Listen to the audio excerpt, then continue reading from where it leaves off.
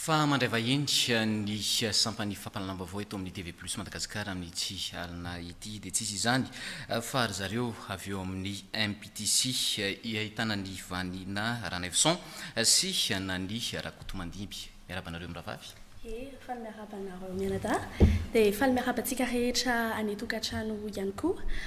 Izay reto moa zany dia avy amin'ny fampianarana anankiray misapatra amin'ny teny vahiny any Ambobao dia tsy ino zany fa ny MPTC na amin'ny teny anglisy MPTC na Madagascar Professional Training Center.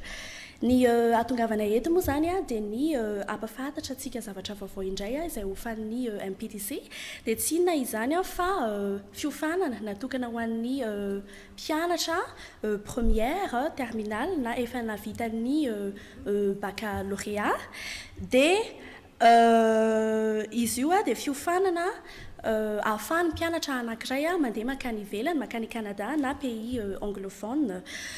Io moa dia antsoina hoe University Pathway Program.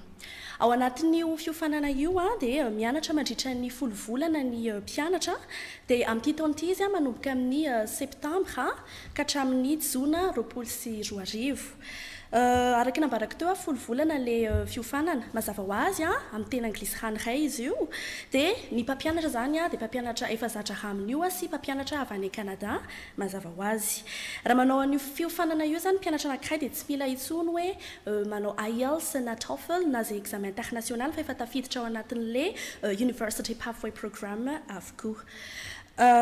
Ankoatr'izay dia reto avy no université ahafahan'ny mpianatra anankiray mianatra zany rehefa mavita an'ilay fiofanana ao amin'ny MPTC ohatra hoe ny University of Waterloo, misy ihany koa ny Manchester University, misy ihany koa ny University of Toronto sy ny maro samihafa. Inona kosa no azo anampinana izany ary ahoana ny ataontsika hoe démarche na tanatohatra rehefa te hanatonanareo? Faly miarabantsika rehetra ny tokantrano dia faly miarabanareo mianadahy. Momba ny démarche dia ny tsara angambany hoe manantona any amin'ny centre eny Ambatolampitaeroka misy anay eo amin'ny Andramena eo amin'ny terminus 194 dia roa minitra izy miala eo. Misy lalana miankavanana zao dia roa minitra miala eo raha mandeha tomobile, 15 minutes raha mandeha tongotra, 100 mètres alohan'ny atongavana ny FJKM Ambatolampitaeroka. Afaka koa mitsidika ny site web anay www.mptceducation.com na miantso amin'ny 032 24 928 41 032 24 928 41. Marobe ny ataontsika hoe ivitoera mpampianarana amin'izay teny anglisy izay. Ina kosa nefa mety hoe mampiavaka ny tsy MPTC ity? Araka ny nambaranay teo ny mahasamihafa ny MPTC manokana dia izy le manana certificat international.